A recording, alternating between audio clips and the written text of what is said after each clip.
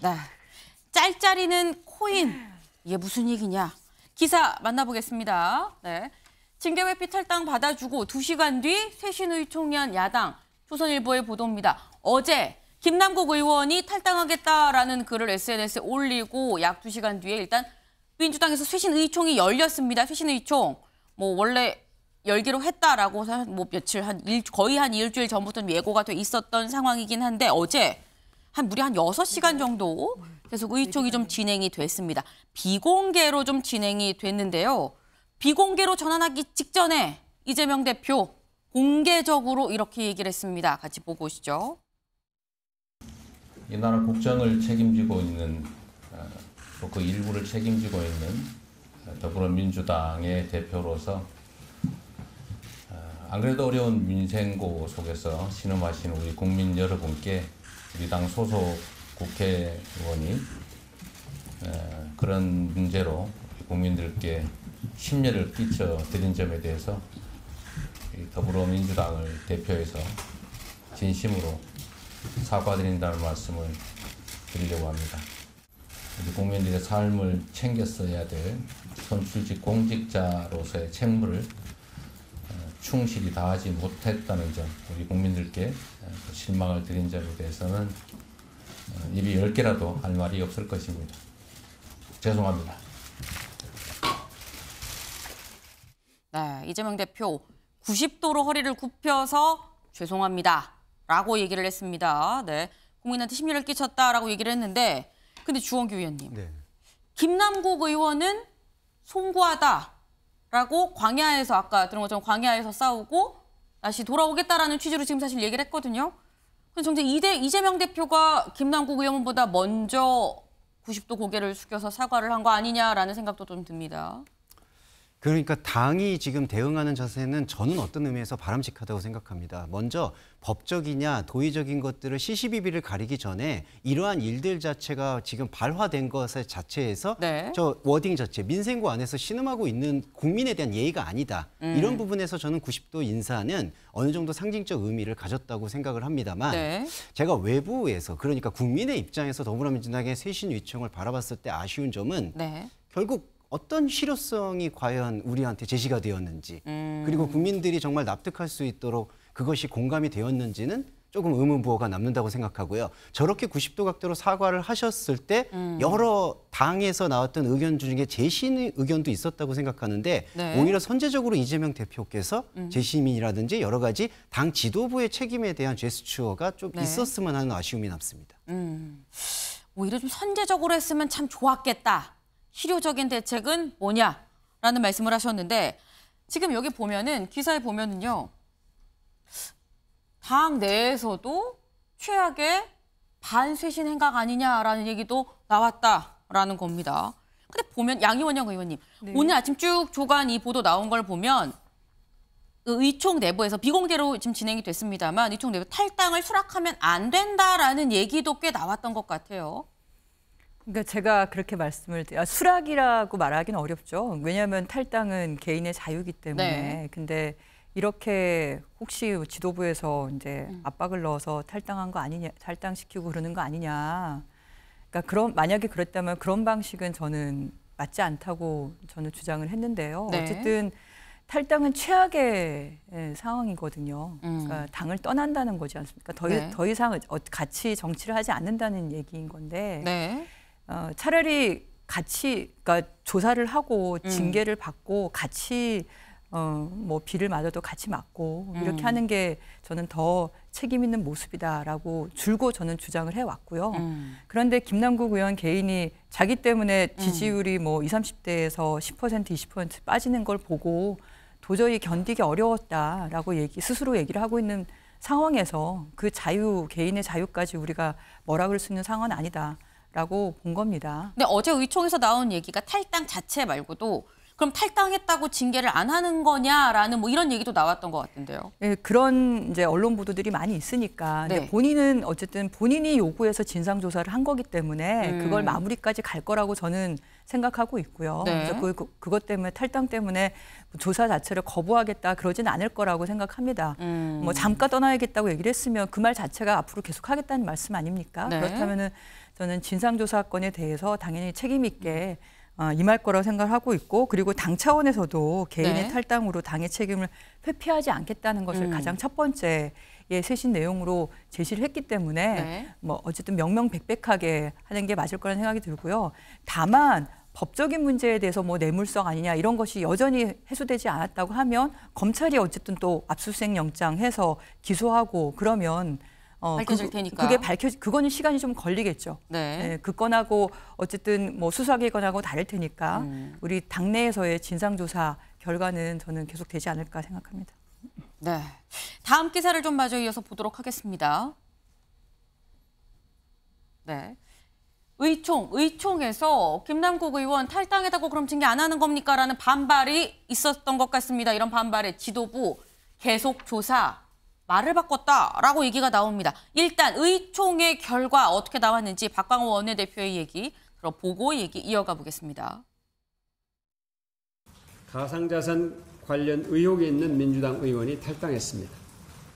탈당으로 모든 일이 끝났다고 생각하지 않습니다. 추가 조사가 필요한 부분에 대한 조사를 진행하겠습니다. 엄정한 조사 후 징계하는 원칙을 확립하겠습니다. 네. 자체 조사를 계속해서 진행을 하겠다라고 박광호 원내대표 얘기를 했습니다. 그런데 동아일보 지금 제목을 계속 조사라고 말을 바꿨다라고 지금 얘기를 하고 있는데 아마도 아까 권칠승 대변인 얘기가 의총이 열리기 전에 그러면 진상조사는 중단되는 겁니까? 라는 기자들의 질문에 그렇다라고 얘기를 했는데 의총이 끝나고 계속 조사한다라고 얘기를 했기 때문에 말을 바꾼 거 아니냐라는 취지의 지금 비판으로 일단 보입니다. 네. 근데 그건 좀 오해인 것 같은데요. 물론 네. 그렇게 보일 수도 있겠지만 발언권을 좀 얻어서 말씀을 해주시면 좋을 것 같아요. 발언권 간략하게. 간략하게. 그 진상조사단에서는 탈당한 한 의원에게 강제 조사에 권한이 없다는 걸 상황을 설명을 한 거다. 이렇게 이해하시면 될 것 같습니다. 탈당을 했기 때문에 우리 당 사람이 아니니까 우린 그런 권한이 없는 거다. 네. 그럼 중단될 수밖에 없다 이렇게 얘기한 거고. 얘기는. 네, 그 얘기를 한 거고. 네. 그럼에도 불구하고 우리는 계속 조사를 하겠다는 의지를 밝힌 거죠. 그 말을 바꾼 거라기보다 상황이 바뀐 그러니까 네. 상황에 대한 설명과 우리의 의지를 표명을 한 거고 그 건에 대해서 저는 김남국 의원도 받아들일 거라고 기대하고 있습니다. 네, 이영호 의원님. 이 부분에 대해서 좀 의문이 있는 것이 네. 일반 회사원도 사실 사표 내도 사표 수리 절차가 있거든요. 네. 그러니까 탈당은 그냥 탈당계만 내면 의사만 밝히면 페이스북에다가 탈당하겠다 그러면 네. 끝나는 것인지 네. 묻지 않을 수 없어요. 적어도 의원이 탈당한다면 적어도 지도부와 상의를 하거나 네. 아니면 뭐 최고위에서 이런 저런 논의를 거쳐서 하는 게 맞다고 정치적으로 적어도 네. 그런 절차가 있을 텐데 저는 어제 그 골든 타임에 그러니까 탈당할 것이라고 하는 그 시점에 딱 맞게 탈당한 걸 보고 네. 저는 김남국 의원이 그 이재명 대표와 어느 정도 네. 교감을 했구나 이런 생각을 했어요. 이심 김이심으로 저는 그런 생각을 한 네. 것이 만일 정말로 김남국 의원이 당에 부담을 주기 싫다고 한다면 남아서 내 이 부분을 깨끗이 정리하고 나가겠습니다. 얘기하는 게 지금 우리 양 의원님처럼 애착이 있는데 우리가 비를 맞아도 같이 맞고 그렇다면 그 자세가 맞는데 이걸 깔끔하게 이미 다 수락해버리고 네.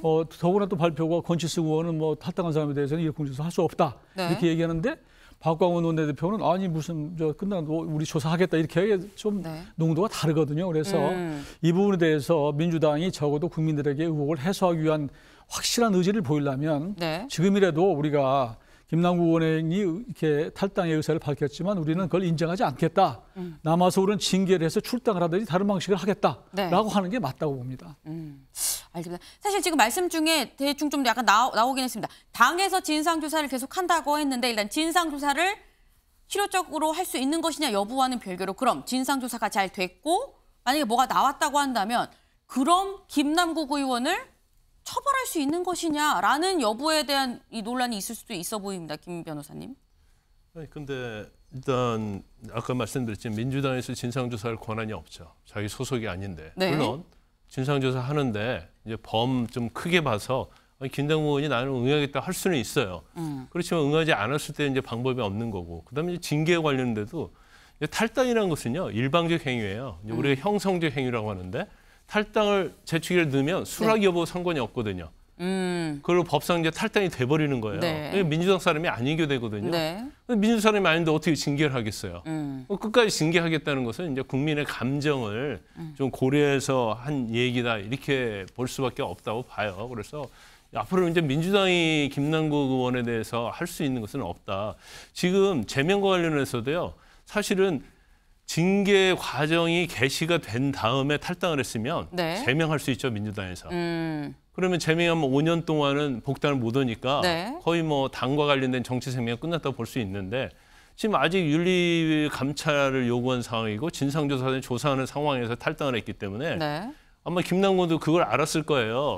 그래서 만약 의총에서 바로 징계 개시하라는 내용이 나와버리면 김남국 의원은 5년 동안 사실은 복당이 안 되는 거예요. 그러니까 그 전에 2시간 전에 탈당을 하면서 네. 잠시 뭐 있다가 돌아오겠다는 취지로 그렇게 얘기를 한 걸 보면 그런 뉘앙스가 전체적으로 보면 이제 그런 걸 의식을 하고 고려하고 계획을 세우고 탈당했다 이렇게 볼 수밖에 없는 상황이죠. 네, 일단 탈당 그리고 뭐 징계 여기에 대해서 민주당 당규가 좀 있습니다. 저희가 좀 찾아봤는데요. 민주당 당규 알아볼까요?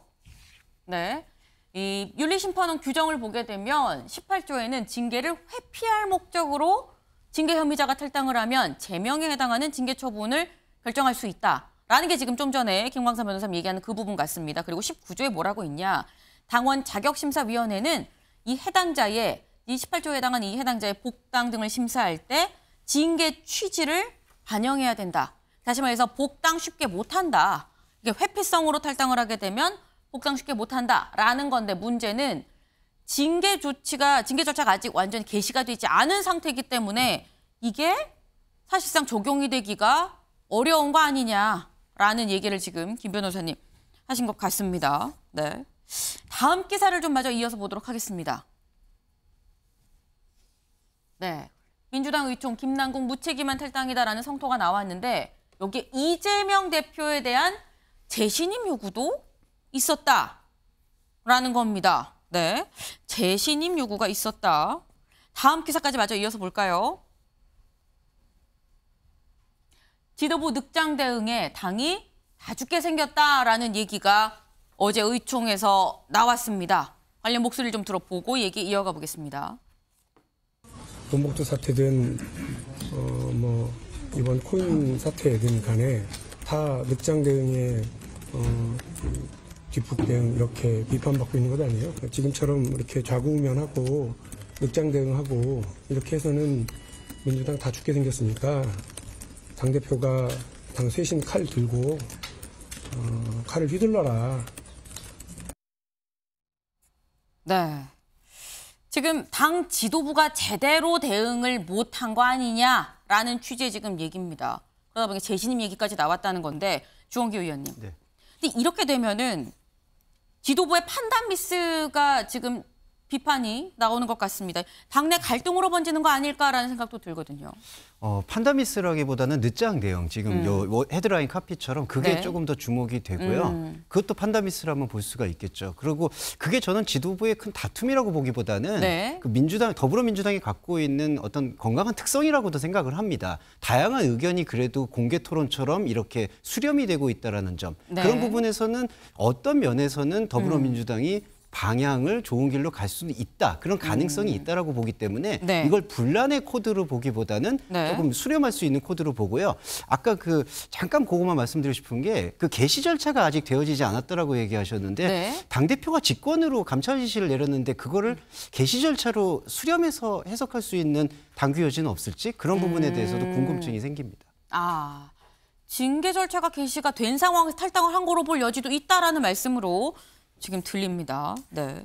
이런 상 네. 예, 간략하게 해도 될까요? 부탁드려요. 제가 의총 현장에 있었던 사람으로 저 기사는 네. 좀 서로 연관성이 없는 거를 이렇게 짜맞추기 위해서 당이 죽게 생겼으니까 재신임해야.